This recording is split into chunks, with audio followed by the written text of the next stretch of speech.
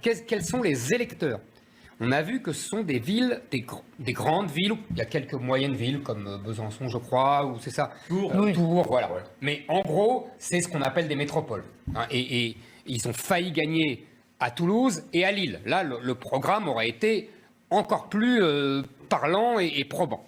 Donc, c'est les électeurs des métropoles. Qu'est-ce qu'il y a dans les métropoles? Quel est l'électorat de la gauche dans les métropoles? Ce n'est pas les ouvriers, ce n'est pas les employés, c'est ce qu'on appelle communément des bobos.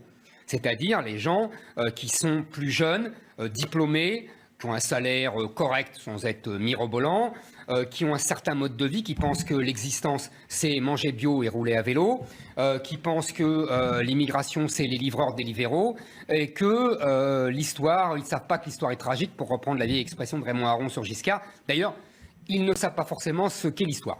Donc, vous voyez, pourquoi vous les caricaturez? Je fais le portrait de ces gens que je connais un peu, que j'observe. J'habite Paris, moi, j'habite dans une grande ville, donc je les vois, je les observe. Ils n'ont pas grâce à vos yeux. Ils n'ont pas grande grâce à mes yeux. Ils sont rouges en vous écoutant, ils sont pas. Absolument. Et on voit bien aussi c'est très intéressant, qui est derrière et qui est au sein des listes de Verts. On a remarqué sur les réseaux sociaux les grandes figures féministes, comme Caroline de Haas, s'est penchée avec délectation sur ces victoires des Verts. Donc on voit bien que derrière les Verts, il y a aussi les féministes. Et puis on a vu dans des images, par exemple, je ne sais pas si vous avez vu les images à Colombes sur les réseaux sociaux, toute la jeunesse de la ville, toute la jeunesse bigarrée, je dirais, fêtait joyeusement la victoire de l'écologiste. On ne savait pas que les enfants de l'immigration étaient aussi pressés de sauver la planète, mais enfin, on l'apprend. En vérité, quand on regarde, par exemple, ce qui se passe à Grenoble, où il y a déjà un écologiste depuis 2014, quand on voit ce qui se passe à Paris, on sait bien ce qu'il y a aussi derrière l'écologie, c'est-à-dire les Verts au pouvoir dans une ville, ça veut dire beaucoup de logements sociaux pour les familles immigrées, beaucoup d'aides, de subventions aux associations féministes, anti-LGBT et la gauche, quoi. Immigrés. Attendez, une certaine gauche, je vais y venir. Et quand on voit ce qui se passe à Grenoble, par exemple, un laxisme pour les trafics, et en particulier le trafic de drogue, qui fait ressembler sa ville à Chicago. En fait, quand vous dites la gauche, je vous reprends au vol. Pourquoi? Oui, la gauche, mais la gauche Terra Nova.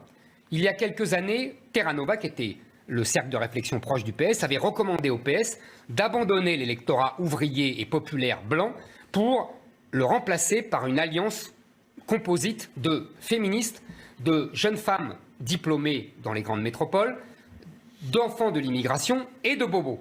C'est exactement l'électorat des Verts hier. C'est formidable. Terra Nova a gagné. Et ce qui est très intéressant, c'est que le PS était encore un peu trop encombré, si vous voulez, de vieilles théories laïques, de vieilles théories républicaines. Les Verts, ils n'en ont rien à faire. Les Verts sont des multiculturalistes assumés. Les Verts sont des immigrationnistes assumés, des sans-frontiéristes assumés. Ils pensent qu'ils ont souci de la nation française comme de leur dernière éolienne. Si vous voulez, le vert des Verts correspond, comme par hasard, au vert de l'islam. Il y a, si vous voulez, une alliance composite entre tous ces gens qui est derrière le vote vert. C'est la laïcité qui a perdu hier.